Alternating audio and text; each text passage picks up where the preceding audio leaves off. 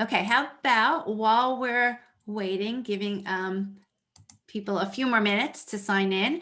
I'm Debbie Schwartz. Hopefully you know me. I started the Road to College website and the Paying for College 101 Facebook group, probably where a lot of you guys know me from. And I'd love to know more about you and who's here. So if you feel comfortable just sharing in chat where you're from, what year your student is, love to know that. If you're a parent, maybe you're not even a parent, which is fine. You might be, from a school. Just would love to know who's out there. Not that so far there's about 50 of us, so it's not a ton, but it's always nice to know who's here today. And it's a small group, and we can all get to know each other. Great. So far, I'm seeing people with juniors, which makes complete sense. You are the perfect and the right people who should be here. Oh, I see some people who have already been through the process. So I'm kind of curious if, at some point, if you want to tell me how you're doing it differently with your second one as opposed to your first.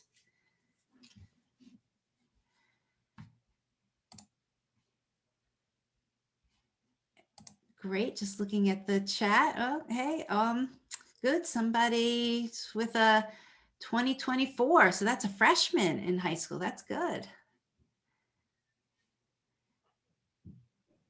Okay. So let me tell you, I like to run these as in meeting format, not necessarily webinar format, because I mean, if it's like a small group like this, I think it's just nice that honestly we get to see each other. If you want to put your video on, which you don't have to, but it's nice. And if at all, if there is a time where you want to unmute and ask a question, because maybe it's easier to explain yourself that way than typing it in chat, I'm all for that. That is fine. But if you don't have something to say, keep yourself muted, because it will obviously prevent a lot of background noise. But again, if you want to unmute yourself, I think it's great. Love to hear people ask questions, especially in this day and age. I feel like I don't interact enough with people like one-on-one anymore. So it's nice to hear another human voice other than my family and the grocery person. So that's about all who I'm interacting with these days. So, okay, so let me set this up. I'm going to, so today is about merit scholarships. I'm going to give you a little bit of a background on what merit scholarships are, the different types of merit scholarships, but then go in heavy on how you can find them, because that's what we all want to know. So I'm going to share a presentation, and I'll also look to, chat if you have any questions. And then I'm going to share my screen at one point, and we're going to look at a tool, and we can also come up with sample students if you want to look at anything, anyone in particular. Okay, so I'm going to share my screen now.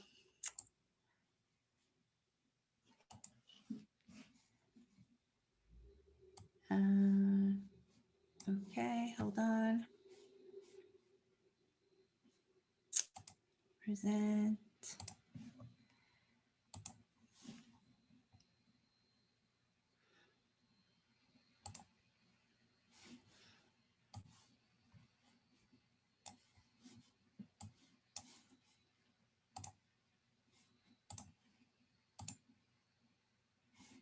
Okay, can you guys see that? Okay, good. Let me just do one thing before I get started. I want to bring up my chat window again, so I can see that. And one last thing. Okay. Oops, sorry. I'm just rearranging my screen before we get started so I can see my screen and everybody else. Okay. Oh, before I get started, I see Susan says, I'm a college access advisor with GRASP, Virginia, and I'll get my own test next year when my daughter will be a senior in high school. That's interesting. I don't know, Susan, if you mind unmuting. I don't really know what GRASP is, but I'd love to know a little bit more about what that is. Hi, GRASP is a nonprofit based in Richmond, Virginia, and we have advisors like me in 87 high schools across Virginia, and mostly in the regions with more free lunch student population, you know. And anyway, I meet with as many students as I can every year. I have 4 high schools that I work in. My colleagues have between 1 and 4, and we mostly help them with the FAFSA, CSS profile, and point them in the direction of scholarships. It's been really hard this year, though. And do the schools that you're working with, do they have like counselors that are helping the students with college, or they don't? They have, mine have career coaches, and they help them with college entrance exam, you know, applications and all that, but not with the financial part. So, but I'm getting a good test for next year when my daughter will be a senior. So. Absolutely, right? Isn't that's the ultimate test? I've had it, right, when you're dealing with your own child. Okay, well, thanks. It was nice to meet you, Susan. Nice to meet you.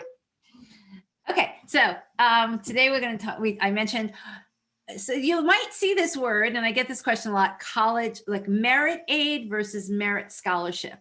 The term means the same thing almost, but I personally like to put the word college ahead of it because there is a confusion around it. And when I said almost, so the term merit scholarship, sometimes people do confuse with private scholarships. And so, and I'll go into a little bit more about that, but that's why when I talk about it, I try and specify that this is college merit aid / scholarship, however you want to call it. So it's important to recognize this is money coming from the colleges themselves, not from a private organization.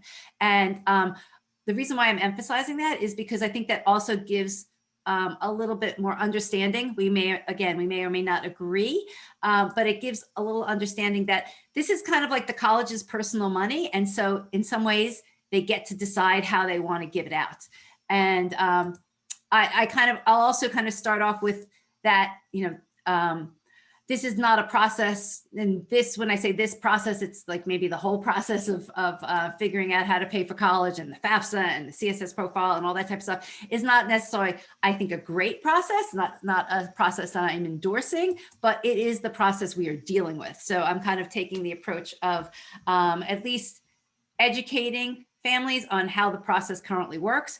How to change it would be like a whole nother effort, and we're slowly, you know, getting in that direction. But, you know, whether or not it changes for the people who are here now, we got to deal with what exists. So, you know, just trying to let you know how it works today and how you can navigate it, even though we don't necessarily agree with it. Okay. So I kind of started off what is merit aid or / merit scholarships. Another way to truly kind of think about this is people think of it as a tuition discount. Colleges are using one of the levers that they have, if you want to think of them, you know, in a business sense or in a marketing sense, one of their levers, right, is price. And so they're using that to lure in students that they might want. You know, students that may or may not necessarily think about that school or may not necessarily think seriously about attending that school. And so they're using, you know, their lever of money to make it more attractive to students. And they're also calling it a merit scholarship for, I think, good reasons. In some cases, they are truly giving it based on a student's academic merit. And they want to recognize that, even if it does turn out to be a discount, the student is receiving it because they are, you know, a type of student that college wants to attract. In other cases, and depends on the type of school, they are truly just giving it almost like as a discount to a lot of students. So in that case, the term merit scholarship is maybe more marketing oriented to make you feel better. But, you know, I think you can look at it both ways. It is given to students based on their achievements, but it also in some cases is giving from a marketing standpoint to make going to that school more attractive. The other confusion that sometimes happens with merit aid or merit scholarship is it gets confused with the national merit scholarships, which are given out based on PSAT scores.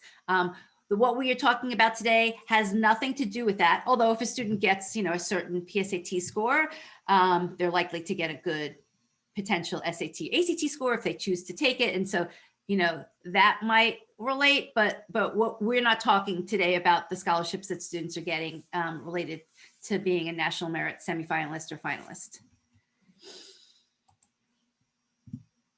Oops, I skipped something. Yes, okay. Sorry. So another question that always comes up, and this is the benefit of merit aid versus need-based aid, is that merit aid tends to be renewable, which is actually important. So it's awarded once. It is also most times awarded to an incoming freshman.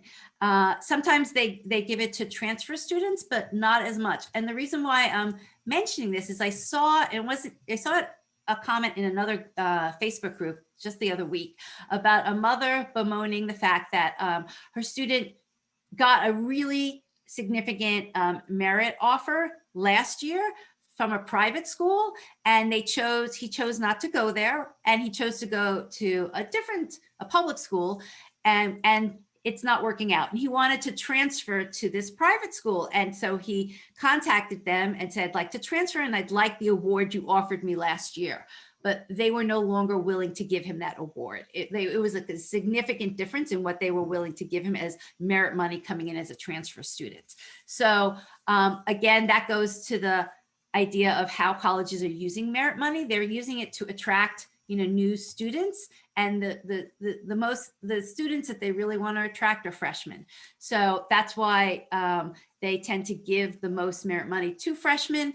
And the fact that your student can be awarded it kind of in that admissions process, and that it then becomes renewable for 4 years is important, because need-based aid, which is another form of money that the colleges give out, isn't renewable. I mean, you might get it every year, but it's not a guarantee. That's why if you're getting need-based aid, that's why you need to fill out the FAFSA every year. So every year it's a new decision about what you'll get from a need-based perspective. But if you awarded that merit money up front, you usually are getting it for 4 years. So the thing that's important to know about it being renewable is that there comes some criteria with that. And it's usually the student has to meet a minimum GPA. In some cases, that might not be an issue. It depends, right, on your student, and depends on the minimum GPA that they're requiring. Some schools, require a 3.0, which may not be a big deal for your students. Some schools do require a 3.5, and somewhere in between. So it really is important to see what the requirements are about what the requirements are to make that merit aid renewable, and to know that before your student accepts it and goes into it. And the reason I say that is because if you're planning on your student going to that school from a financial standpoint, and the merit money is making it financially feasible, then you want to make sure that they can receive that merit money every year, right? And so if the requirement for making that money renewable is, is a little bit out of reach, or is something that is risky, I think you need to either have that discussion with your student ahead of time, recognize that in case they might lose it 1 year, can you still afford the school? So that's just like important. I call them fine details, because sometimes or it's in the fine print, that the requirement for what's renewable, but it's actually really important to understand that upfront. Oh, and the other point is at the last bullet point is that unfortunately, you're awarded, or your student's awarded this merit amount at the beginning, right? And it's usually going to be the same amount for 4 years, but tuition is going to go up those every one of those years. Again, I kind of bring this up from a financial standpoint. It's important, and I'm kind of getting ahead of myself and getting ahead of everybody because you're not there yet, but something to think about when you are looking at schools. You should be looking at what the 4-year cost of that school is going to be. And so if you're looking at potentially your student receiving merit money, remember that the merit money is going to stay flat, but the tuition and the costs are going to increase. So just, you need to factor that in when you're looking at all 4 years and what it's going to cost you in total. Okay, yeah, Natalie is saying, thanks for pointing this requirement. Small detail, but definitely a concern on a hard major. Absolutely, another good point. So depending on what your student's going to major in, you know, that GPA may be easier or harder for them to achieve. And particularly, I find that when it goes into sophomore year is when sometimes some students get into a little bit of trouble, because freshman year is that year of transition. You know, they can, you know, maybe handle the transition, but all of a sudden sophomore year, they're starting in on their specific major classes. They get a little harder. And so all of a sudden that GPA that they thought that they could achieve is at risk. Again, just something to be aware of and to think about who your student is, and if that pressure, you know, they'll be able to easily handle. And of course, it depends on what the specific requirement is. Okay, so there are also different types of merit aid, and there's 3 different types I'll talk about. The first one is automatic. And so what that means is that a college is going to look at all of the applications that come in for admissions, and they're going to consider all of the applications as potential for receiving merit aid. They're not asking for a separate application. They're not asking for a separate essay. And these types of schools tend, not all of them, but they tend to also share the requirements of what their merit aid is on their website. So they'll usually have a grid, and I'll show you an example of, you know, if students fall into different ACT or test score and GPA categories, you know, what a dollar amount that they'll be awarded.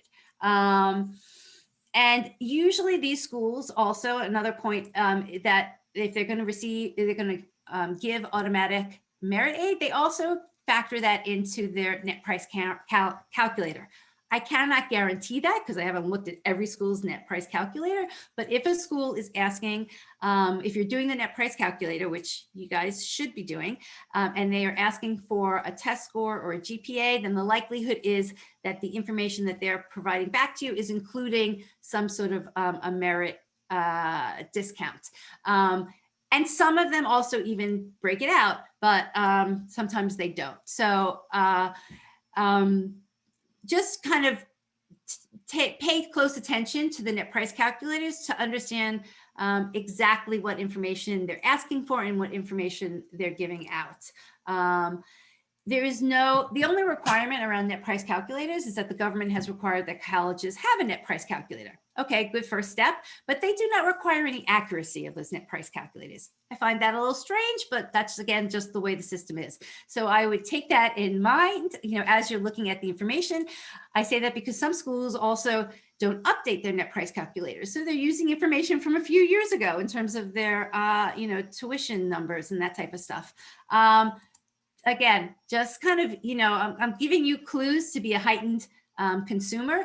I would suggest that if you find a net price calculator and A, you're not sure if they're using up-to-date information, and B, you're not sure if they're including anything about merit, call the school and ask. This is a perfect question to ask. Have your student call and ask. It's a kind of, in some ways, it's an easy question for your students. So it gets them interactive with the school, and it gets them to practice asking these questions. But my other mantra is never be afraid to ask a question. If you're unsure about what's going on or you need more information from the school, this is a big decision for your student, big decision for your family financially. Ask away, ask whatever questions you want to ask. Okay, so here's examples. Here's an example of an automatic merit aid that you might find on a school's website. And I wanted to show you the difference between what this school, Miami University, had on their website for 2020 versus 2021. We know a lot of schools went test optional for 2021.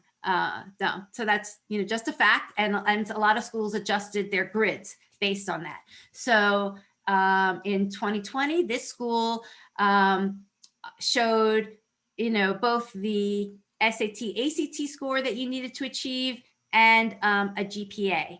And obviously just for 2021, they were just showing the GPA bands. And you can see that they actually had to adjust, what GPAs they were going to give out money for. Believe me, this is not done willy-nilly. All of these charts are created with consultants that have algorithms that are figuring out how many students are going to potentially fall into these different brackets. So the school can project ahead of time how much money they're going to give out in merit aid for different types of students. So again, this is just an example of a school that is pretty transparent about how they're going to give out their money. Okay, so let me just see what people are writing in the comments. So Tess is saying some schools gave your daughter merit aid. There is a deadline to accept long before May 1st decision deadline. Someone suggested that if you accepted it, you cannot negotiate for merit money. Anyone have experience with that? Okay, so I'm going to diverge a little bit just to answer Tessa's question.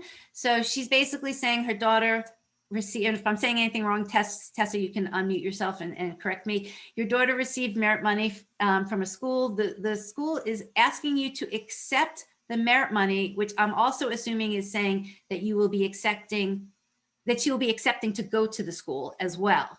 And that deadline is before May 1st. So I would agree with the person who said to you, if you're going to accept the merit money, you have a lot less leverage to be negotiating after that. I would also actually challenge if you really need to accept the money. Well, you may have to accept the money before May 1st, but they cannot hold you to accepting the acceptance before May 1st. So I guess I would go back to the school, because May 1st is the National Decision Day, and schools really cannot, they may try and pressure you to accept your student to accept beforehand, but you and your student do not have to accept beforehand. So I would suggest going back to the school and making them aware that you understand that you do not have to accept before May 1st. And because of that, you don't feel that they should be pressuring you to accept the merit money beforehand. And at that point, you could also maybe talk about negotiating. But so we can also talk about that offline, but I just saw your question, wanted to give you some information. Okay, let's move on. Here's another example of a merit aid grid. This is from 2021 from Michigan State University. They continued to put on the test scores on the vertical, and on the horizontal are the GPA scores. So again, they're pretty transparent. They're saying, for certain GPA and test score combinations, they're going to give a certain amount of money. And I actually underlined above, it said students who choose to apply without a test score will be eligible for scholarships up to $15,000 based on the school performance and a holistic review of their application. So a lot of schools, even though they're putting on their grid, which has both the test score and GPA, they're saying we're still going to give out money to the student who does not send in the test score, but it's a little bit of a black box because you don't know exactly how they're going to give out that money. They use the term holistic review, so kind of gives them a lot more latitude about how they're giving out that money. I will say that we meaning the paying for college community, and we have a tool where we're asking people to crowdsource the information. We're seeing awards that are coming in, and students who are not submitting test scores are definitely still getting merit awards. I don't think we have enough money to really say if they're getting like the same amount of merit scholarship awards as a student who did submit a test score. I don't want to say either way yet. I don't think we have enough information to make that conclusion, but I do want to say that, students who are not submitting tests are still receiving merit scholarship money, which is great. We just don't know if they're receiving the same amount as if they would have sent in the test score. So it's still the jury's out yet on that. So let me see what Susan's questions is. I also heard that junior and senior year classes may cost more than freshman, sophomore year. Example is engineering at University of Michigan. Not sure if this is general tuition increase or that upper level classes in this major cost more. Susan, good question. I'm not sure I could completely answer it. There are sometimes additional fees for some majors just as you pointed out, engineering. So that is a little bit school by school, but engineering in general, there tends to be additional fees. It could be other lab related majors that have higher fees as well. So I think what you pointed out is good for people to know, that that's something to ask and dig into at the schools your student is interested in looking at, that to understand if there are additional fees, whether they're related to the major your student is in or just in general. Like, so I have seen that some schools are saying that they put an automatic health insurance fee on the tuition, you know, as part of the bill. And then some schools are willing to take it off and some schools aren't. So again, that's like another fee you need to be aware of. So yes, merit you only applies to tuition, correct? Okay, so I just went through automatic merit aid. Then there's something I would term as competitive merit aid. So that's merit aid that a school is going to give out based on usually asking the students to fill out an additional application, usually an additional essay, sometimes an additional interview. So therefore it's competitive. They're not looking at everybody to receive it, only the kids who are either taking the next step to apply, or in some cases, they are offering these opportunities after they have accepted a student and say, hey, we've accepted you, and now here are more scholarships you can apply to now that we've accepted you. Even if they haven't accepted going to the school is kind of opening up these competitive merit scholarships to the students who they accept initially. The thing that's important about these competitive merit aid scholarships is that for the ones that are part of the admissions process, they sometimes tend to have a different deadline than the general application. So, and I think I'll show you the example, but for University of Southern California, for USC, their deadline for merit scholarships is December 1st, but their regular application deadline is January 1st. So if your student wants to apply and get merit from USC, they need to be applying December 1st. And there's no ifs, ands, or buts. If your student sends in, and I think there might be a separate essay also, but if your student sends in their application after December 1st, they'll be considered for admission, but they will not be considered for a merit scholarship.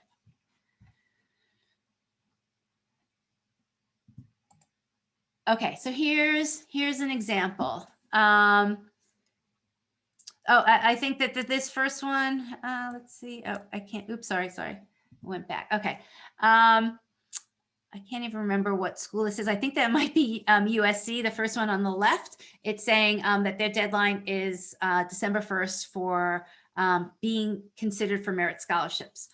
On the right, I have BU, and they're saying what I highlighted, the test scores are not required. Students who submit tests. Oh, this is very interesting. I found that on BU, they were kind of saying, again, because it's a year where they went test optional, they're saying we're not requiring students to send in their test scores, but the students who generally apply to these scholarships tend to have scores in this range. And so they tell you that they have SAT scores above 1500 and ACT scores above 33. Again, they're not telling you it's required, but they're kind of giving you a clue as to the type of student who generally applies to these scholarships. Here's two other examples. So American University in Washington is saying that they have a separate application if you want to apply to some of their certain scholarships. And again, I forget, who the school is on the right that I picked it from.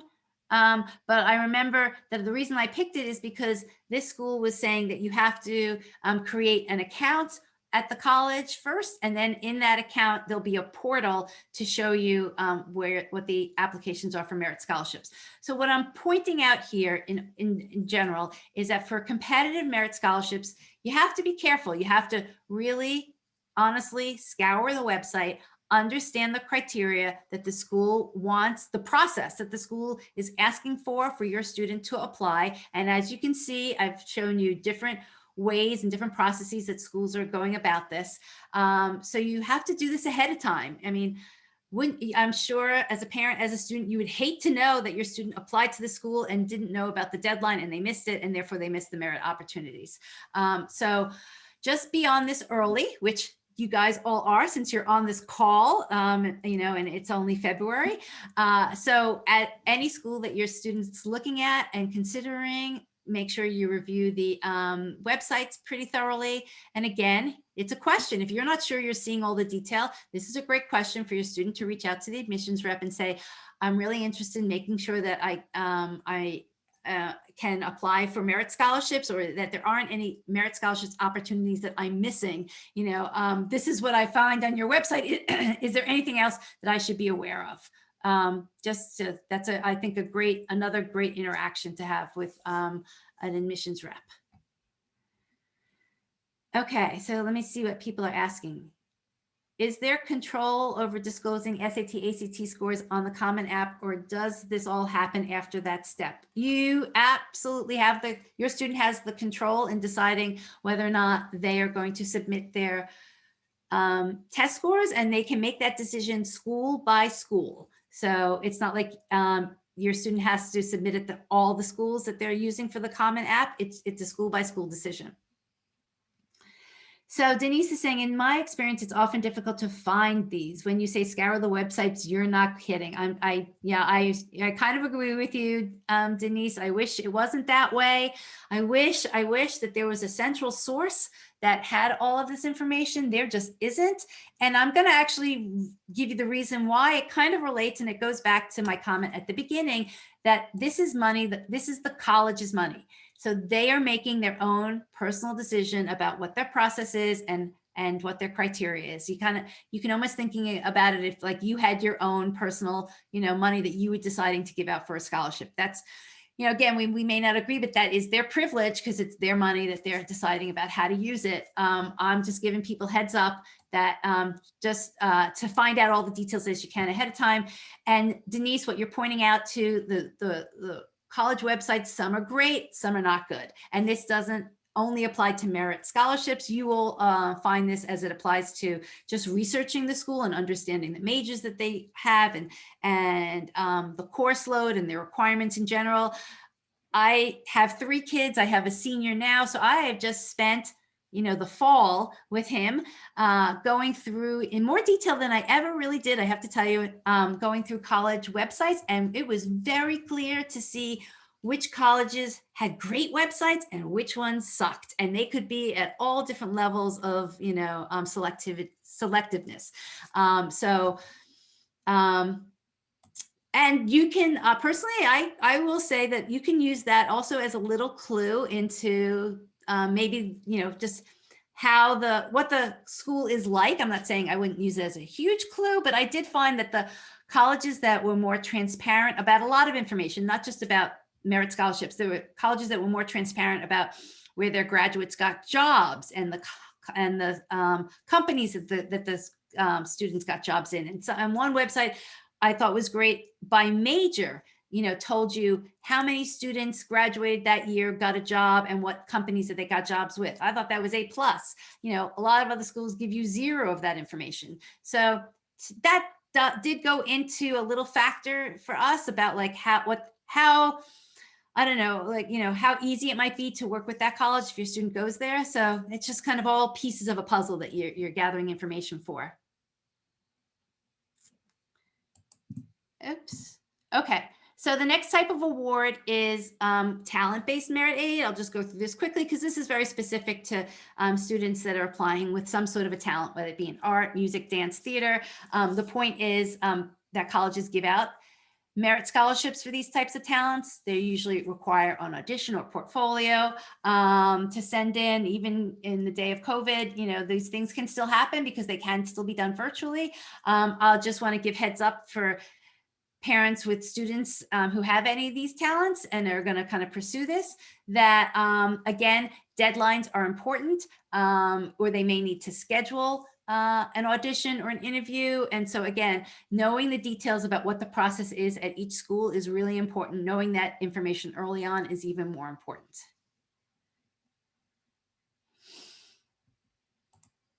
Okay, so moving on, before we get into the details about how to really look for merit scholarships, I kind of also like to give people the background on, I think it's important. I started giving you a little bit about, the fact that merit scholarship money is from the college. It's their money, right? They get to decide the rules about how they give it out. I also think it's important to understand the business behind how colleges work, because if you understand their system, you might understand a little better, honestly, how you can play in that system. So another word that's kind of come up in the past 10 years or so related to college admissions, and we think of people as college admissions officers, or the dean of admissions, but they're also called enrollment management. And the reason why I bring up that term is I think it's a more business oriented term, and they are playing a business role. So just as in any for-profit business, right, you have people who are responsible for getting new customers. And that's how you should think of admissions officers. They are getting new customers for the college. And in this case, in some ways, there's a fixed resource, right? Their fixed resource is the dorms, the number of professors they have, the number of students that they can have in the classroom. And they are just trying, and then their other objective, right, is to hit certain revenue goals. So they are taking all these pieces together and just trying to optimize it. So how can we get the most and the best students that we want to meet our criteria and optimize our fixed assets and hit the revenue that we want to hit. So they are kind of playing in that sandbox, and they're using all their tools to do that. And so that's why I kind of mentioned earlier on, some of the tools, right, are fungible, that they can move, and some aren't. Price is a very fungible lever, so that they can, that's what they're using merit scholarships for, to kind of change the price for different people. They're also using things like honors colleges as another way of potentially, dangling something in front of a student to kind of make coming to their college more attractive. This is not so different than just general marketing at any business. I didn't give my background on what I did before I did this, and I'll just tell you really quickly because it kind of relates. So I was in the world of financial services for many years. Worked for big companies like Fidelity Investments and Vanguard, and so that's why this idea of paying for college was very. I kind of connected to me, because I helped people better sort out these big decisions. But the other place I worked for several years was the credit card industry. And quite honestly, it's kind of weird, but the credit card industry and the way we did marketing is 100% what's happening in college admissions these days. We've tried to figure out different ways to lure people. And I mean, not in a bad way. We used interest rates, right? And promotional interest rates as a way to attract people. We did a lot of marketing to acquire new customers. And so that, if you want to strip it away to its bare essence, that's the same thing that's happening in the college admissions world. That's why, as a parent and as a student, you see so much direct mail. They have figured out that direct mail is a way to market. They may or may not be doing it efficiently, but they are just basically trying to use direct mail to open their funnel and bring in as many students as possible into their, marketing systems, and then figuring out, how to distribute their merit scholarships as strategically as possible to get the students that they want. So anyhow, and then the two companies that I've highlighted here are these major consulting companies behind the scenes that are working with the majority of colleges to manipulate the data, to come up with the algorithms, to help them set, how much money they're going to give for certain test scores and GPA ranges. This is all done very systematically, very methodically, with a lot of data pulled in. And so, again, we may not agree, but I want you guys to be aware that this is what's happening. And so the other reason why I bring up the word like data is I'm very conscious, just as a parent, and also because I worked in the world of marketing with big data. I understand when companies are asking for certain types of information, they are asking for it because they're going to use it. And you may be okay with that. You may not be okay with that. And the other thing I say about the space of college admissions, the currency is student data. So a lot of companies are trying to get data from your student and from you as a family. Again, you know, as a 17-year-old filling out these forms on a website, they might not realize it, but you may or may not also realize it. But a lot of companies, and I highlighted one in particular, you know, Raise Me is a company that gives out what they call micro scholarships. It's a long story behind whether those are really micro scholarships, but in essence, they are a company that's a marketing vehicle for colleges, and families and students are giving out a lot of information, which they may not realize is being used by colleges. So that's just a little FYI. Just let me look at the chat. So Jessica's asking, are there some competitive universities like the Ivies that don't award any merit scholarships? Yes, glad you bring that up. So, you know, again, think about this in the world of economics. There's, you know, supply and demand, right? So the colleges that have a huge demand, like the schools, you know, that are very selective, that have a brand name, you know, you like the Ivies, they don't need to attract and pull in any type of student. They have the pick of the litter, right? So they are not giving out merit scholarships. They only give out money related to families' financial need. So don't expect any of the top, you know, 15 ranked schools, although nobody likes to kind of refer to the ranking, as giving out merit money. They are only, you know, focused on giving out need-based aid, and they figure if you don't have a financial need, and you want to come to the school, then you're going to pay the full tuition price because we've got a good enough product and we've got a good enough brand, and we're not discounting.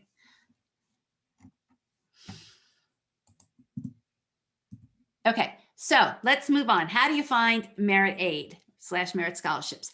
I like to make people feel, you know, you can take control of this process. And hopefully what I go through today will give you a little bit of a structure and it won't feel so overwhelming.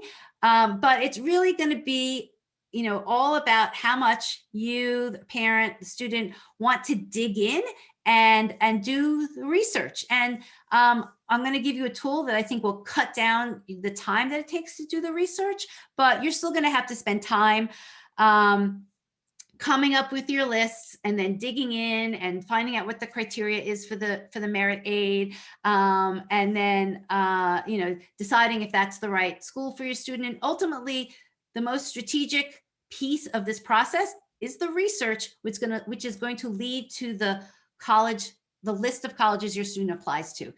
To me, that is the most important phase of this process, because as I tend to say, you can't get money from a school your student didn't apply to, right? So you can't, after the fact, in you know, even February or March, say, oh my God, I'm seeing everybody's student got money from that school and we didn't even apply. You're right. You're not going to get money to a school your student didn't apply to. So that's why it's so important to do this research up front, and so important to make sure that you feel comfortable about the list your student the list of schools your student is going to apply to. And quite honestly, developing that list is like a whole separate discussion, and we could have that, you know, session a different time. But just be aware, like, how important that list is, and you want a range of schools on there for a lot of different reasons, a range of schools academically and a range of schools financially, you know. And I'm going to show you, I think you can feel somewhat certain on finding some schools that, you know, there'll be a very high probability that, you know, you'll get merit scholarships money from, and then other schools you're not quite sure. Again, so that's unfortunately what is also driving a lot of students to apply to a lot of schools, is the unpredictability of not just whether they'll get in, but how much money they'll get.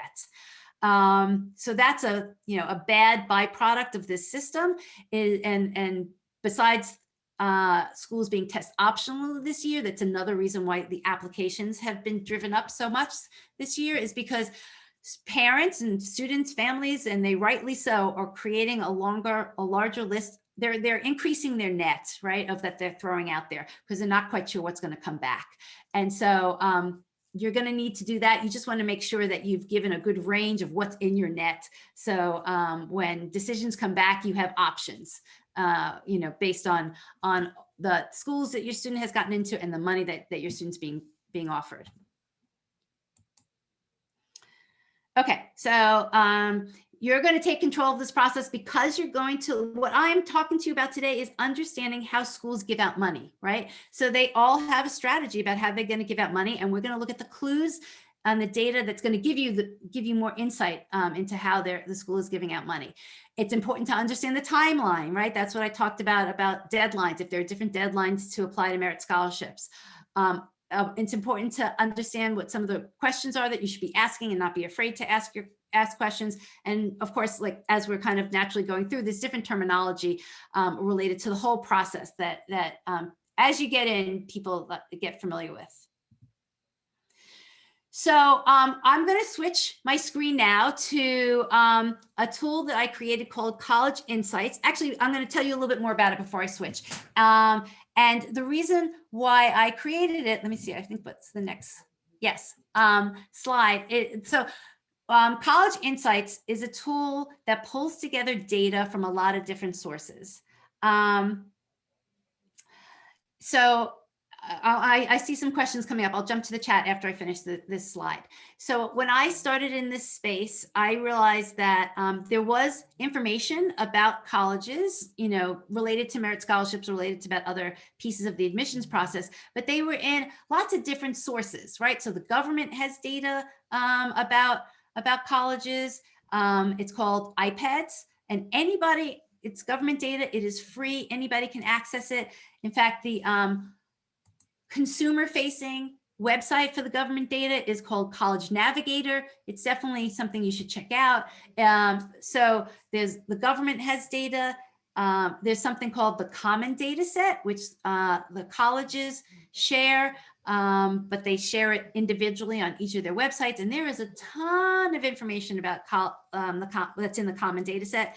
And again, I could do a whole session on the Common Data Set, which I probably should, because a lot of people ask about it, and it's actually fun to dig into what's there. I am taking some pieces of information from the Common Data Set, not everything, and I'm combining it with government data.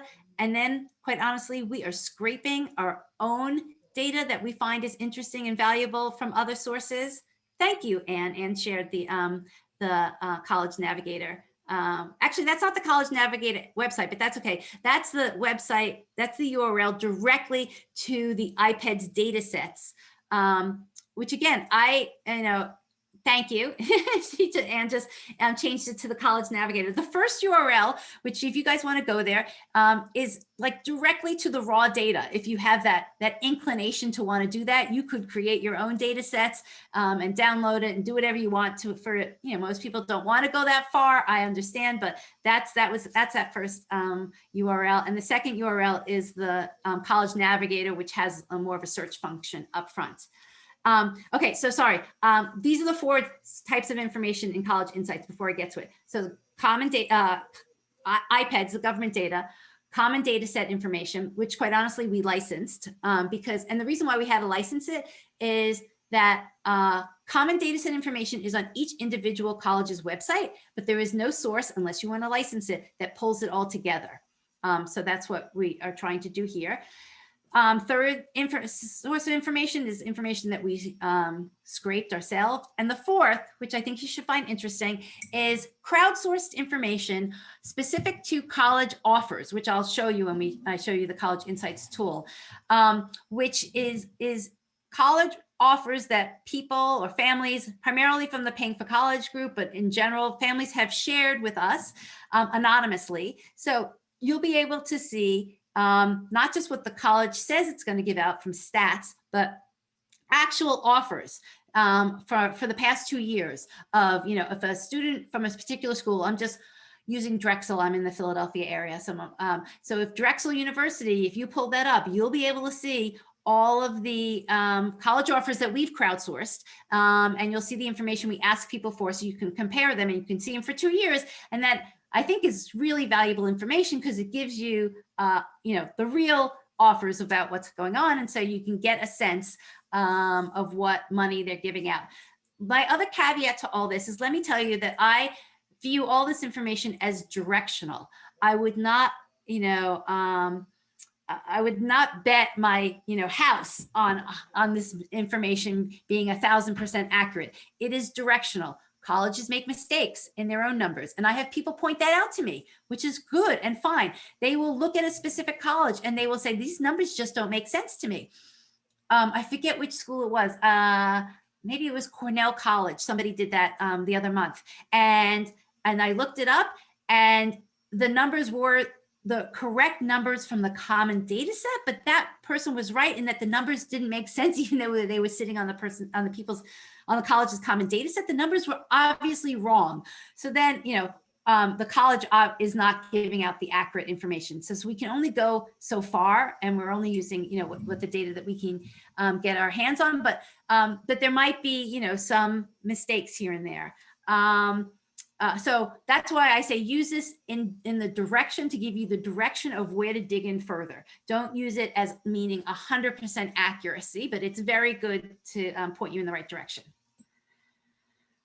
So somebody's saying, can you view the current what I get in my offer crowdsource inputs if you aren't uploading data of your own this year? So let me tell you what Steffi is referring to. So we have two tools, College Insights, which I'm going to review with you. And then we have something for the time being, which is separate, called Compare College Offers. Compare College Offers is for families with seniors. And it's for the purpose is for them to enter in their college offers so that they can see all their offers in one place, and they can make an apples to apples comparison, because we help do the math to say what the net cost is to the family. And then the other purpose of Compare College Offers is that they can see the offers from other students from the schools that they are that they've received offers from. So in that case, it's a free tool, and we're asking people to actually input their information, and then they can see other information. But in College Insights, you can actually see information for any school, and you don't have to be uploading your own information. And so the other thing that I find valuable for that, and parents have told me that they find valuable in College Insights, is you can do what I call a reverse lookup, or somebody else actually might have termed it a reverse lookup, where you are putting in some of your students' stats, right? And then what we're giving back to you are, these are the schools that match that criteria. And then you can look at different like sub filtering. So we're going to show you where these are the, you'll get a list of schools that match your criteria, but then you can quickly say, okay, of those schools, who's giving merit scholarships? Of those schools, who has an early decision deadline? Who has an early action deadline? So we're kind of quickly filtering it so that you can dig in faster to the schools, related to a specific interest. Okay, I think I went over this. There's data for over 2,000 schools, the different sources it comes from. Okay, I'm going to switch quickly, but so you can, the things you can search for with College Insights, you can search for the schools that are going to give your student the best need-based financial aid. You're going to be able to search for the schools that can give your students the best merit scholarships. You can be able to look at the 4-year graduation rates. So you'll be able to look at, we break out in detail the admissions information. So I'll show you about that. Okay, so time to switch over. Let me get out of this.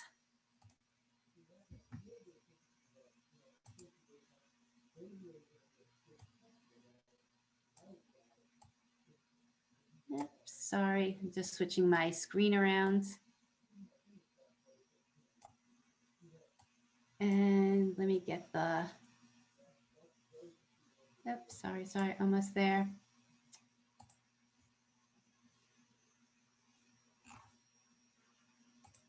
Okay, now let me share.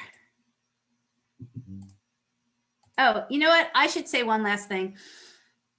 This is recorded. I get that question a lot, perfectly fine. So if you have to leave early, I understand. I tend to go a little over, and I should have let people know. If you want to rewatch this, you'll get the recording. And for those people who aren't even here, but they're not here, so they can't hear it, they'll also get the recording. So just give me a day. I usually can't send it out until tomorrow to kind of clean this up, but I send out a follow-up email with a summary of some important points, and with a link to College Insights, and with a link to the the recording. Okay, so this is College Insights. Let me go into chat. Sorry, oops, I think I feel like I lost my chat. Where did chat go? Okay. I'll just put this in, but you can look at it later. Here's the URL for College Insights if anybody kind of wants to look as we're doing this. But I bring it up. This is exactly the way you're going to see it when you come to it. So normally you get 3 free searches, any types of searches that you want to do. I actually have a sponsor, which is a company called College Ave Student Loans. They are, you may or may not need to use them at some point, but they are a company that offers student loans, private student loans. They, I've worked with them for the past 3 years. I think they're, I don't hope that anybody needs to use them, but it is still the case that sometimes, families need to borrow more money than they can borrow from the federal government. And personally, I've found that College Ave gives good rates and is a lovely company to interact with. So they have generously are also sponsoring and giving anybody a free month of using College Insights. So actually, and that code, if you wanted to, now this is all going to be in a follow-up email, is first month free. Okay, but so when you come here, you can use just your free searches, or you can use the code and get a free month. I'm going to log in, but I just wanted to show everybody kind of what it looks like when you go to it. Okay, just have to put in my own login.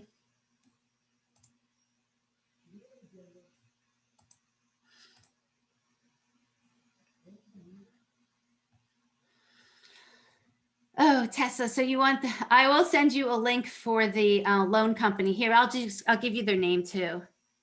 Oh, am I sharing this to everybody? Let's see, everyone in meeting. Were you guys getting I realize now I was only sending it to, it says everybody in the waiting room, sorry. Here's the URL for College Insights. Here's the code. And then here is the name of the student loan company, College Ave Student Loan. Okay, sorry about that, guys. So this is it all logged in. I'm going to show you 3 things. I'm going to show you how you search. There's 2 different ways of searching, and then I'm going to go through the data that you'll see. Okay, so there's 2 ways you can search, pretty easy. If you want to search specific schools, if you and your student, have an idea of, I want to see, Drexel, Northeastern, I'm making these schools up as I go along. Marist, if I want to see those specific schools and the information related to it, I can put in that information on the top. I'll just show you. You can pick the schools. And hit search, and it will just show you information for those schools. Easy enough, right? The other way is you can search by a few different criteria, and I will tell you that we limited this criteria. I know that there's a lot of other search sites, and you can go on to different search sites and put in things like do they have fraternities, do they have a Greek system, what's their food like, you can put in like a lot of maybe softer types of criteria.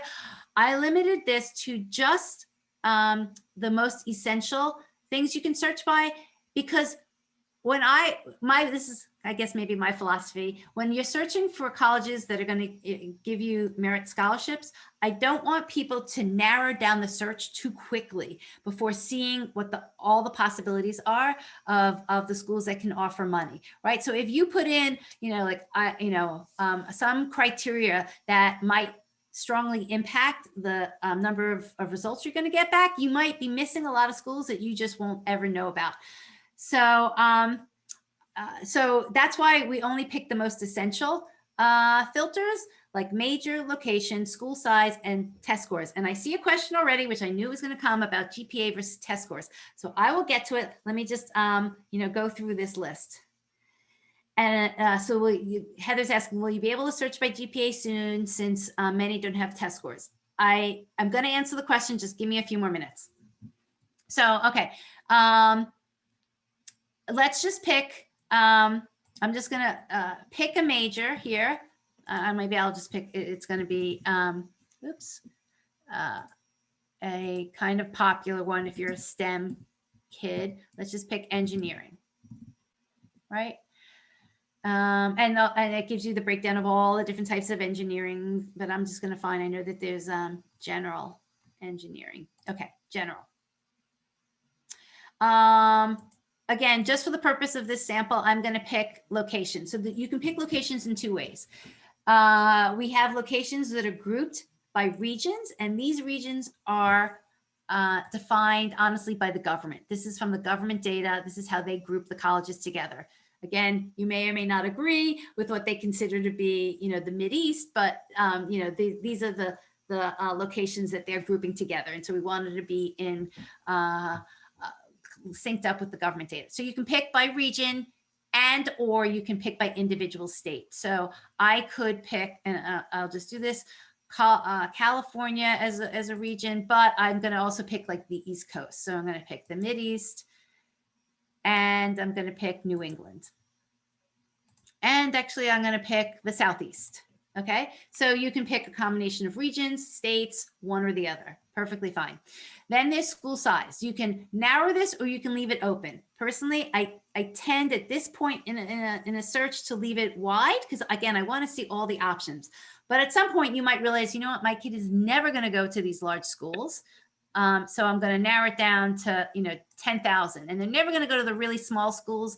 So I'm going to, increase it to 4,000. That's, that's perfectly reasonable, to think about. But you can also leave it wide open and see what comes back. Okay. So I think, somebody said they had to go to work, back to work, completely understand it. You'll get the rest of the recording tomorrow. Okay, test scores. But why am I still including test scores when the world has gone test optional, right? Okay, so, and why don't I have GPA as a filter? We have the GPA as the information. Let me give you my rationale. The thing to remember is that this information is actually, like, we don't have what's happening now. We don't have that data yet, right? It's happening now. It happened this season. It's still happening, right? The kids from who are seniors now haven't all been accepted. So we don't know what the test scores or the GPA is right now, right? We'll get that information, and that's the slight lag in admissions information. We'll get that information, honestly, over the summer. In like the July standpoint is when all of that common data set information for the current year gets collected. So the information which we have, which is quite honestly the most up-to-date information, is what happened in the last season. And the last season, the students had test scores, right? And it was a season where there were some schools that were test optional, but the majority were not test optional. And the majority of schools still relied on test scores to do their admissions.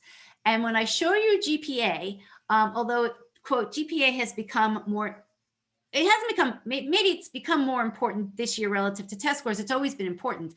The colleges up to this year did not track as much detailed information on GPA as they did on test scores. So from a data perspective, we, meaning we, the whole community, don't have as much detailed information from colleges, from as many colleges on GPA. The other issue that I think, quite honestly, admissions and colleges are struggling in general is always this question about, how to measure GPA from different schools with different grades, right?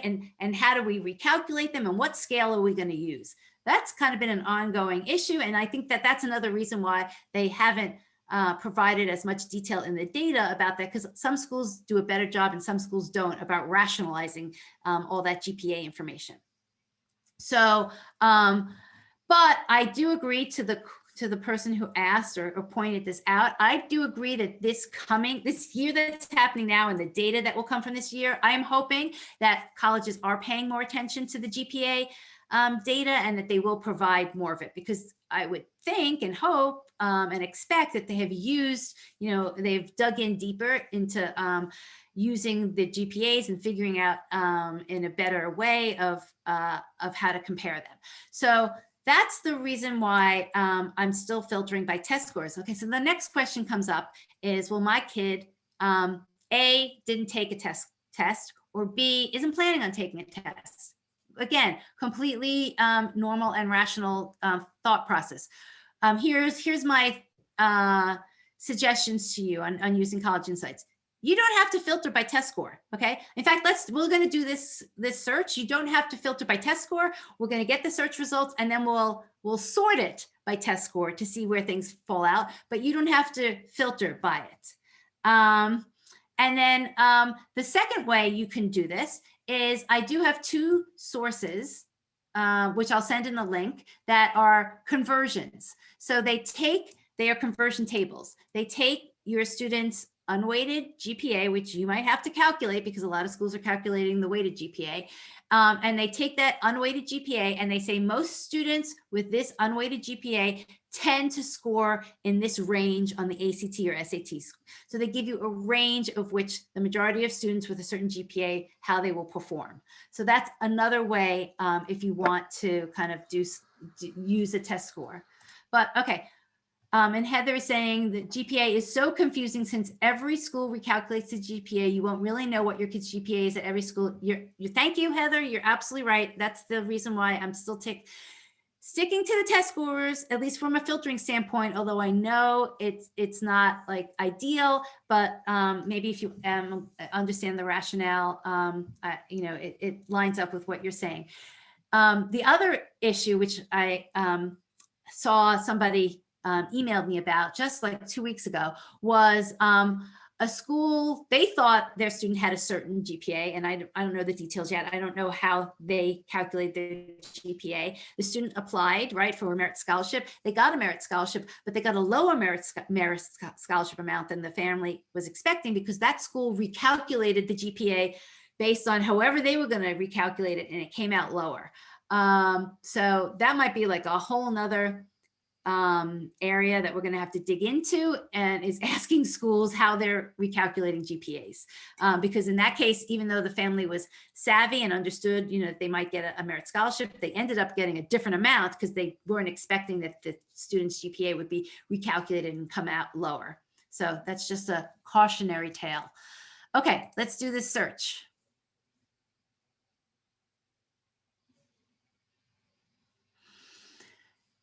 So what this is saying, so that there's 104 schools, that's the number up here, that met this criteria. So the criteria was engineering, and it was for certain locations. I put in like basically the East Coast and California, and I think I lowered the school size a little bit, so it was like from 10,000 and below, but I didn't put in any test score criteria. So 104 schools met that criteria. Of those 104, 81 are test optional. And to tell you the truth, this is the one of the only fields that we are more constantly updating, and we have information that we have to do an update for. So this is continually changing now for the next year. Some schools are saying that they're going to continue to be test optional, which is great. So we're going to continue to keep up on that and update the information. A lot of the other information does not change. It only changes once a year. It changes when the colleges provide their new information, which is over the summer. But so these tabs on top quickly kind of pre-filter, some important information. So 81 of those schools are test optional. 98 of them provide merit scholarships. 101 of them are providing need-based aid. 28 of them give you early decision. 16 of them are early action. And the favorites is just me. It's like if you're using College Insights and you click a heart, it's saving it as a favorite. Okay, So let me show you some of the data, and then I would show you how I might sort some of these columns to kind of dig in further. So first column is just quickly, these are little icons. So the icon with the hat and a dollar sign means that it's a private school. The icon with the columns means it's a public school. So that's just like if you wanted to just look at public schools versus private schools, or maybe this, this doesn't matter to you. Obviously state, we have the region, if you wanted to sort by region. We have the full, how large all the undergraduates, the number of undergraduates are. We have a breakout between what percentage of the undergraduates are, female versus male. Then we have the student faculty ratio, which gives you a sense of, how large or small the general class sizes are going to be. Then and I should actually, let me backtrack 1 second. The information that we provide here on this grid on top was, we did surveys of existing parents from the past 2 years and said, and these are parents that were probably making their own spreadsheet version of what we have here. And we said, what data were you looking at? Like, what data did you find most interesting? And that's what we have here. It's a kind of, it's based on families that were already doing this research and what they would tend to search and put on their own version of a spreadsheet. So sophomore retention rate, kind of interesting. Not everybody looks at it, but basically what this is saying is how many students who are freshmen are coming back as sophomores, right? So who's returning? Hopefully a lot of them are returning, and a score in the 90s is great. Well, obviously Brown, any of the elite schools are usually going to have really high scores. A score in the 80 is fine. A score in the 70s or below, again, I would use it as like a clue. I would say, what's going on there? And there could be a few different reasons why students aren't returning. A, they truly aren't, enjoying the experience. Or B, there could be some issues with classes, whether they're able to get the classes that they need. There just is something going on there.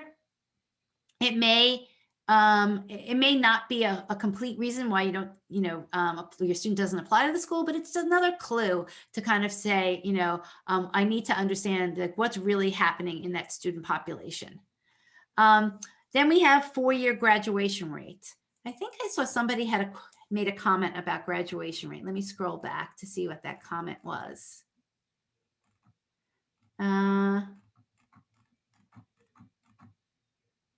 Let's see. Denise said, I have a concern regarding graduation rates. At some schools, they seem to give more merit money. It seems to be a reciprocal.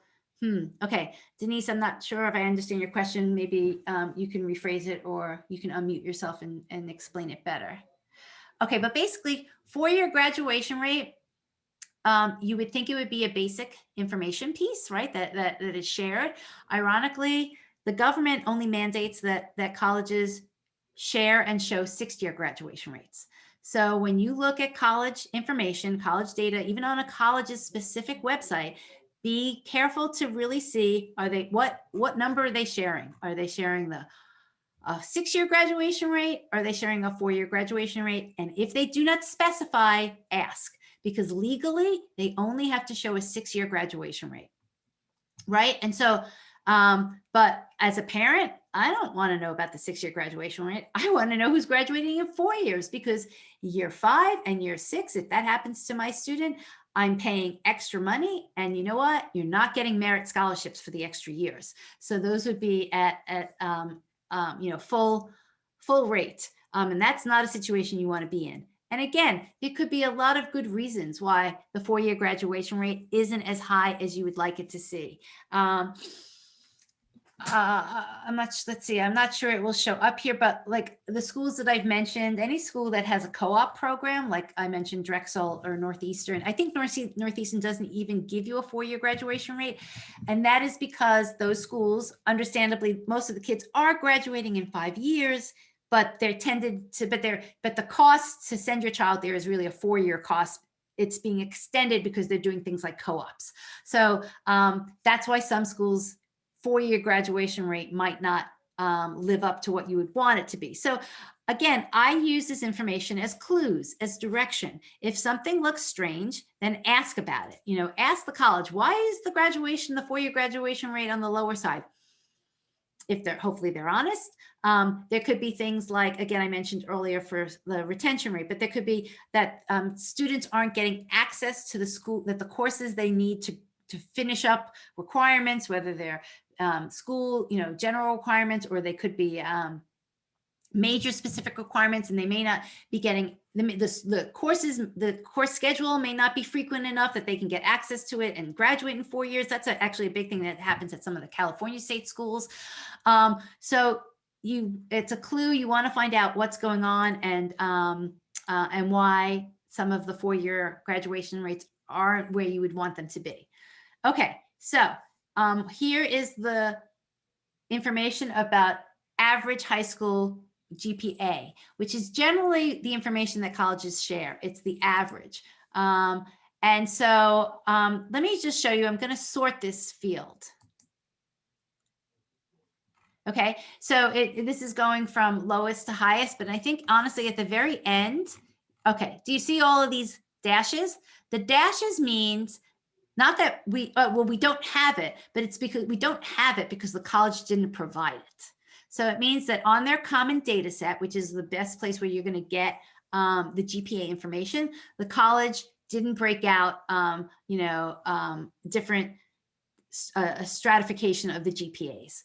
And so that goes to my point about why we didn't do filtering by GPAs for this year, is because most colleges, there were just too many holes that colleges didn't provide enough information on their GPAs. It doesn't mean you should still use this information, but that's why we didn't use it for filtering.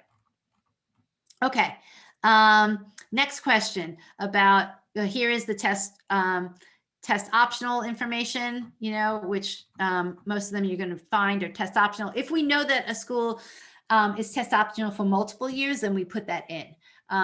So moving along, this does get to the test scores. So we have the average test score and then the 75th percentile test score.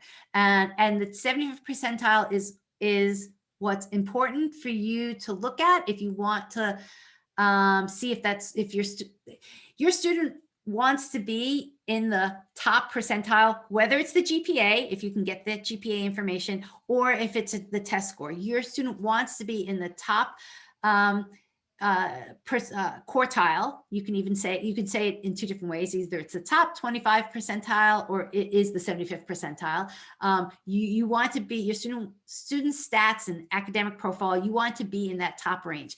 That's the range that colleges are using their merit money to attract maybe better quality or higher quality student for that school. So that's how they're using their money. So you want your student to be academically at the top of what they generally look at. It doesn't mean that your student has to be, graduating in the top 10% of your student's high school. It just means that relative to that school's top, your student needs to be there. A student, could be, and this is not to, make judgment on anything, but a student could have a B average, right? And we can still find schools where they're going to be with their average, with their quote B average, they're going to be in the top percentile for that school. So what you need to marry is, where is my student going to be at the top? And then does that school give out merit money? And that's what we're going to look at next.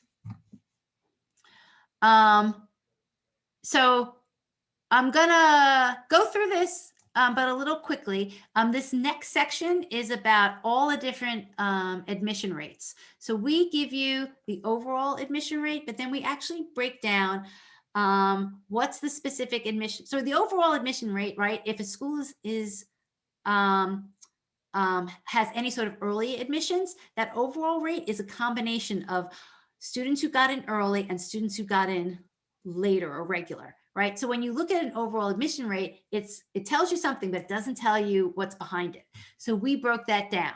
So there's this is going to be more relevant to the selective schools that accept a lot of the students in their early admission cycle versus the regular cycle. But let's look at even like Lafayette, right? Their overall, here it is, admission rate is 31.5%.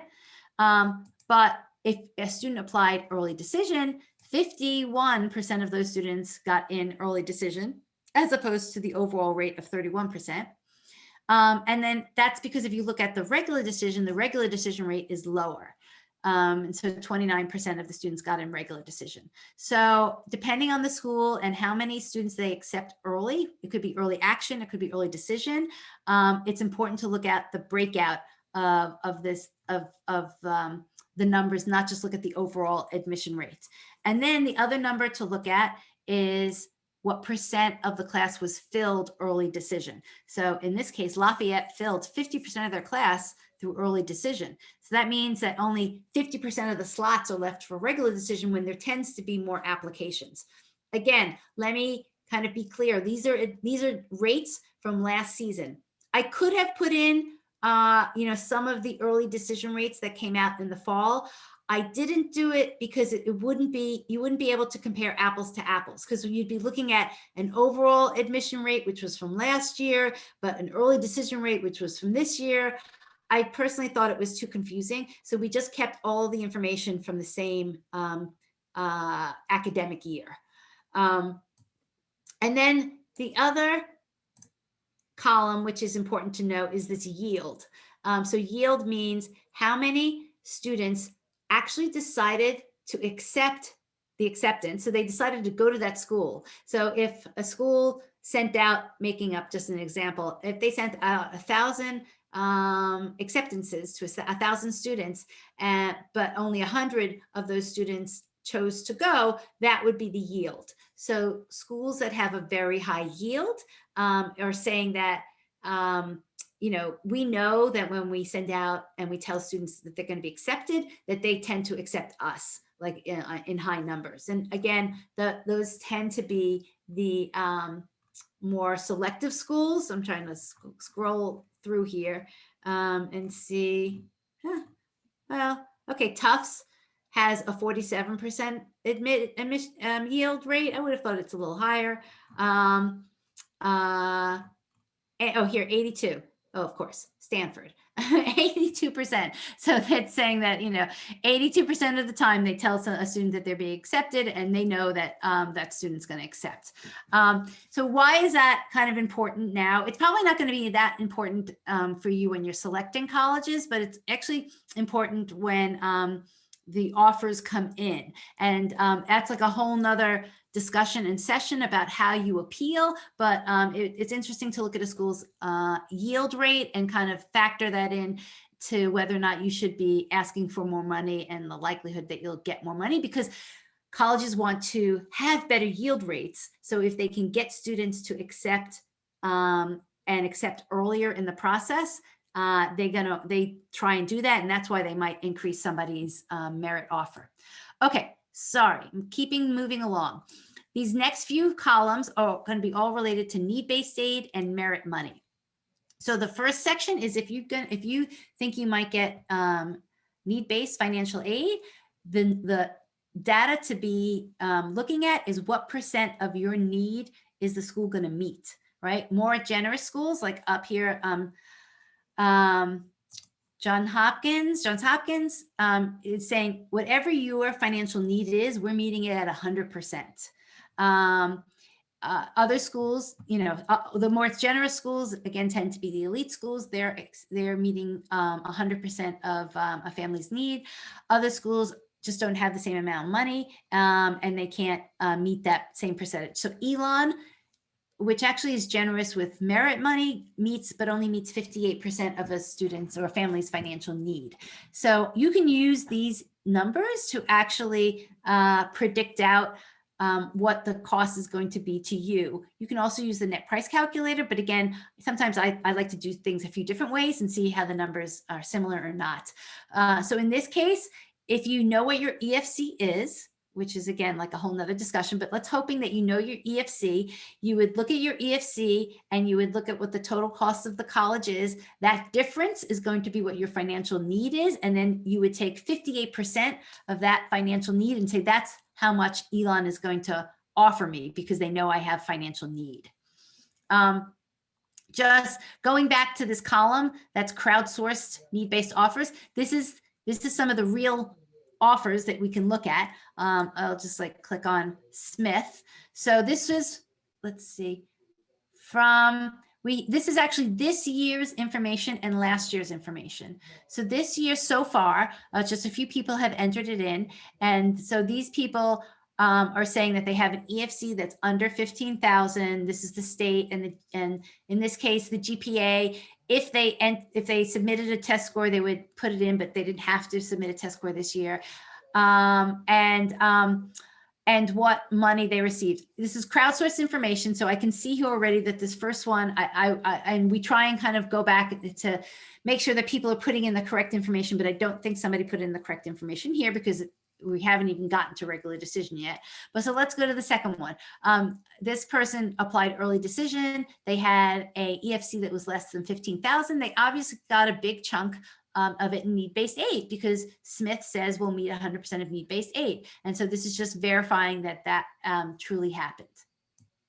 Okay, let's continue. The next column is, now we're getting into merit scholarships. So the first column is what percent of the freshmen at that school have no need, right? So most likely a college is giving merit scholarships to the families that don't fall into the need-based bucket. So, maybe this is just me, but I find it kind of interesting to know of the student population, how many of the students have need and how many people don't have need, because that population of people who don't have need, right? That's kind of the families that you're in essence competing against to get merit money. So you can see there's a huge, and it also gives you a clue as to maybe the social and economic diversity or lack of diversity of the college population or the undergraduate population. So let's look at some of the numbers. So University of New Haven, 18%. So what that is saying is that 18% of the students who are accepted and go there have no financial need. Obviously, you flip it, the opposite, 82% of the students that go there have some demonstrated financial need. It's not bad either way. It's just kind of information about the student body. As you can go down this list, let's now jump to Lafayette at the other extreme. So Lafayette is saying that 65% of the students who attend have no financial need. And I'm kind of chuckling a little bit because that term financial need, of course, we could all argue what they think is financial need versus what a family thinks is financial need might be different. But the reality is, according to the federal, formula and the formulas that the schools are using, that's 65% of the families did not qualify for a need-based aid. That kind of gives you a clue that it's a population of students and families that are more well off. Right? It just is. Just whether or not, whether or not those families can truly afford college is something different, but from their EFC and the FAFSA and the CSS profile, the numbers are saying that they can afford, more than the families that have need. So that's kind of how you can use those numbers. The next column says freshmen without need who are receiving merit aid. Let's stick with Lafayette. So what this 8% says, let me highlight this, is that 8% of the families who didn't have need, so 8% of the 8% of the families, right, of that group of families who made up the 65%, 8% of them are getting some sort of merit money. So to me, what that says is they're giving out merit money, but they're not giving it out to a ton of families, right? Let's just be honest. They're only giving it out to 8%. So although they're giving out merit, they're being very selective in who they give the money to. And even though, again, their award number is a pretty decent amount, it's $27,000, not a ton of people are getting it. Doesn't mean your student shouldn't apply. It doesn't mean that that they won't get it. Now we're looking kind of at the likelihood. And this is kind of a riskier school, right? I wouldn't feel guaranteed that my student is going to get merit money from Lafayette, although they're giving out merit money. And in this case, I'd want to make sure that my student is absolutely not just in the top 25%, but maybe even in the top 10%, to make sure that they're going to get the merit money. Or even they could be in the top 25%, that's fine, and you still apply. It's just kind of where you put your likelihood of getting money from. So I just wouldn't feel I wouldn't put in a lot of weight on whether or not your family would get money from Lafayette, but it's worth applying if that's the right school and your kid wants to. I'm just kind of giving you a sense of how to interpret kind of the likelihood of whether you'll receive the money. This next column that says merit scholarship categories offered, if you click on it, it actually brings you, I'm not going to click at it because I don't want to move away from the screen, but it brings you to the actual page on the college website that talks about merit scholarships. This is just a time saver. We just did this so that you don't have to search the website to find that page. So, if you're interested in Lafayette, you want to kind of see directly about what they're talking about with their merit scholarships, you can click it and go directly there. And then this other column is the crowdsourced information related to merit scholarships. So again, this is for this year and for last year. And so these are actual crowdsourced offers. And you can see what EFC range a family is. It kind of gives you a sense of what their potential income level might be relative to yours. You will see what state the student is from, what GPA they had, and again, if they offered a test score. Last year, you'll see a lot of test scores. This year, okay, kind of interesting. So far, the students that gave their information also submitted test scores to Lafayette. These are small numbers, meaning this is 3 offers. Last year was 4 offers. I wouldn't make a major decision based on just this trickling of information, but it's kind of intriguing, interesting, directional. So last year, you can see these EFC ranges, and, families got a significant amount of money, $32,000, for that GPA and SAT range. 22,000. This last one, I'm guessing, I'm not familiar with Lafayette's merit scholarships, but this person might have even gotten a full tuition scholarship, which is actually, as I'm looking at this, that's information we'll probably ask for next year to have us tell people whether or not the dollar amount was a full tuition or not. This year, if you see this information, which we have to clean up a little bit, where somebody put in $1, what it means is that they actually got into the school, but they didn't receive any money. So they were accepted, because we're asking people to also just tell us if they were accepted but didn't receive money. So they were accepted, but they actually weren't given any money. So again, this is early information because only students. Most students from early admissions, are starting to put in their information. We don't have the bulk of students this year from regular admission, but that's why you can look at last year's information as well. And then the other information here, and you can sort any of these columns. If I wanted to, I could sort, the average merit aid award. So I could go from, lowest to highest, as another way of looking at things. Other information we have here is, does the school accept AP exams for credit? Because we thought that was worthwhile. Do they have an honors college? Do they have an honors program? Because again, that's type of things that colleges are offering to students these days. Do they have a co-op? These other two, actually a few more interesting fields. So the field about CSS profile, that's an extra financial aid form that about 300 and something schools ask families to fill out in addition to FAFSA. They are asking for that information because they are doing their own calculations with the information to determine how much need your family might receive. So the reason why this is actually can be an interesting column to use is some people only want to apply to schools that are accepting FAFSA. And that could be because the CSS profiler is asking for more detailed financial information. They're asking for, honestly, the value of your house. They ask for sometimes the value of some of your retirement funds, which is not information asked for on the FAFSA. So depending on, how your financial situation looks with or without that information, some families have decided that maybe I only want to apply to a school that's asking for FAFSA because it will make my financial situation look more attractive. So that's one way to use that column. The other way, and it corresponds with the next column, which is about non-custodial form, which is really, this is very particular to families of divorce. Some families, who are divorced and there's maybe only one parent that is paying the bulk of the college.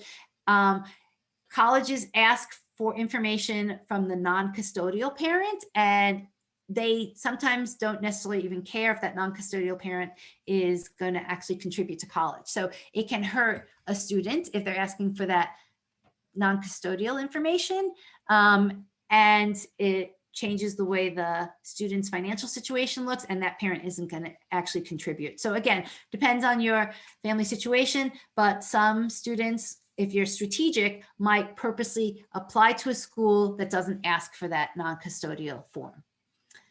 Okay, and next fee columns are really just your basic, what's the cost of attendance? What's the sticker price of that college? And if it's state school, what's the sticker price for in-state students versus out-of-state students? What I would do is use this information. If I know my EFC, I would look at my EFC, compare it to the cost of attendance, and I would immediately know if I have any sort of financial gap, right? If my EFC is 40,000 in this case, then in the example above here, Easton Mennonite, I would immediately know that I had about a $15,000 financial gap, and then I would go back and see what percentage of the need does that school meet. If I'm looking at these schools and know that my EFC came in at 70,000, well, I would automatically know I am not going to get any financial need from a majority of these schools, and I'm going to focus on merit scholarships. So that's the really quick test that you can do. If you know your EFC and you look at these costs of attendance numbers, it kind of quickly narrows. And again, you could sort these. You could sort by, the out-of-state costs of attendance. And if you know your EFC, maybe you only want to look at schools where your EFC is below a certain cost of attendance. The next columns are actually just quick guide information. This is directly from the government. The government breaks out what the average cost is going to be for families based on income levels. This information is actually good, but it's only good if you have an income that's less than 110,000. So if you have that income less than 110,000, then definitely find your range. And this is going to be a pretty good number to look at. And what they're saying is the average. This is the average cost for families in that income range. If you have an income over 110,000, which most families who are looking for merit A do, this number is not really helpful. Whatever this number is in this column, it's because a lot of families over 110,000 may not fill out the FAFSA. This information is only based on data that is coming from FAFSAs. So if your family doesn't fill out a FAFSA, which a lot of families at the higher income levels don't, then this number is kind of meaningless. And then the rest of this information is based more on loan information, meaning we wanted to start to give people a sense of how many students at a particular school are graduating with federal loans and with non-federal loans, which are, private student loans, and what the average dollar amount is. So the first column actually just relates to freshmen, but the more important column for me is how many graduates from that school are graduating with any type of loan. So it could be public, federal loan or private loan, and then what the average dollar amount is. And then another column, which is also interesting, is endowment per student. It just honestly tells you how much resources, how wealthy the school is, and so what their endowment is per student. And this is the only kind of direction I would take from this is it just gives you a sense of whether the school can weather any financial ups and downs. So Lafayette is relative to the immediate schools on this list has a pretty good endowment per student. So if like they're all being hit by the pandemic, obviously Lafayette's a school that's going to be around regardless of what happens in the pandemic, because they have kind of the extra cash to make sure that they can weather it.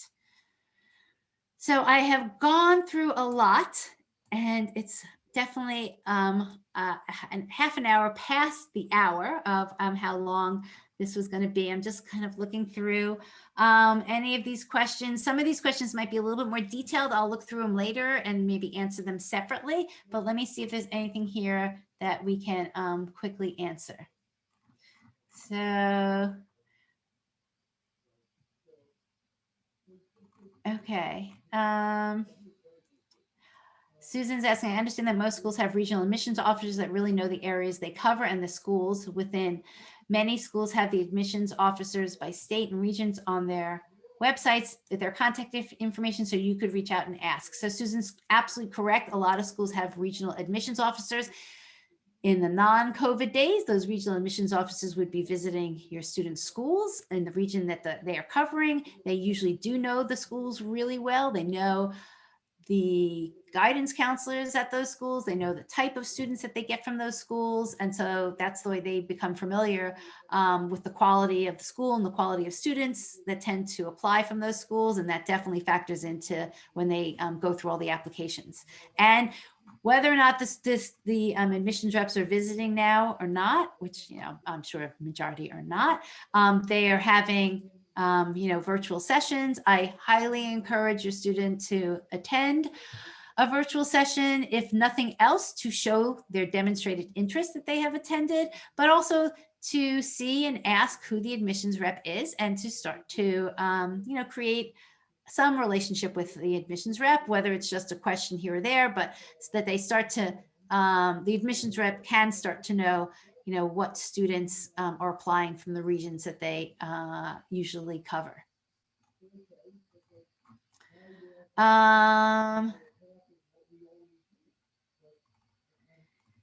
Okay, so this question about recalculating GPAs, it's come up a lot, not just here, but in general and particularly recently. So I'm going to actually pull more information together and maybe even do a whole separate session on that, on how you might take your students' current, grades and calculate what we think would be the college's version of their GPA.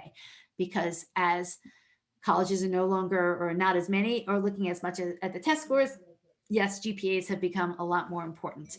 Somebody's asking about how long the code is good for. It is good for a month from when you enter it in. So today is the 4th, so it would be good until March 4th.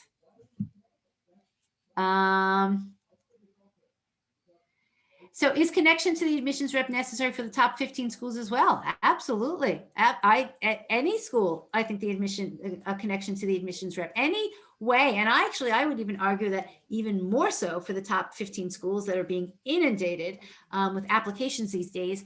Any way that your student can stand out and that an admissions rep recognizes them, apart from the mass of applications they're getting, absolutely.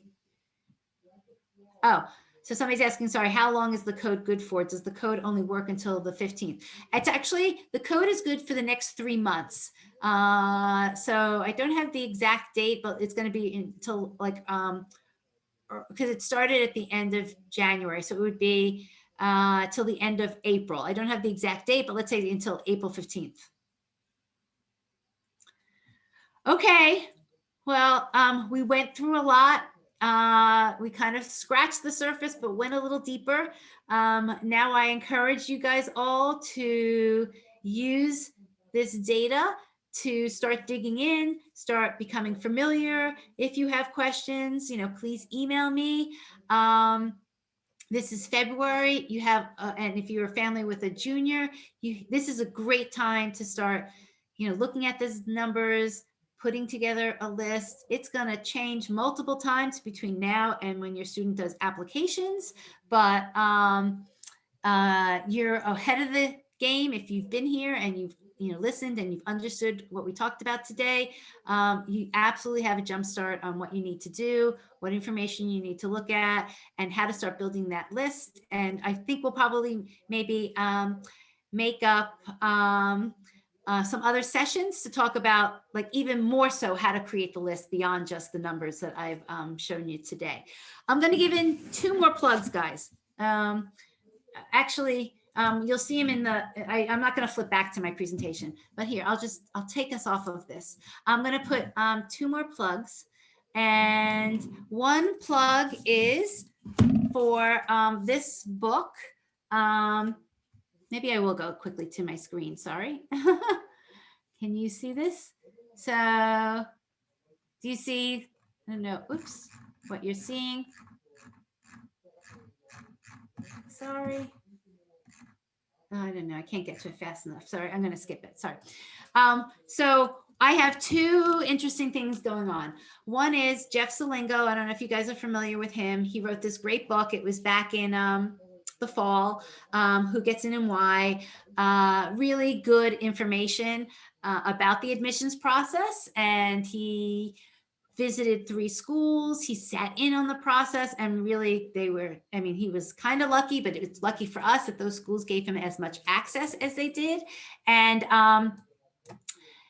thank you. Yep. Jeff, someone is saying Jeff Salingo's book is a must read. Well, we love working with Jeff. And so we have a webinar series coming up with him where he's going to teach basically for 3 sessions, everything that he learned in his book and more, because since his book came out, obviously, right, we have the impact of COVID, and the admissions system continues to change and be shaped. And he's going to share all of his insights, all of his learnings in these webinar sessions. So I'm putting in the chat here.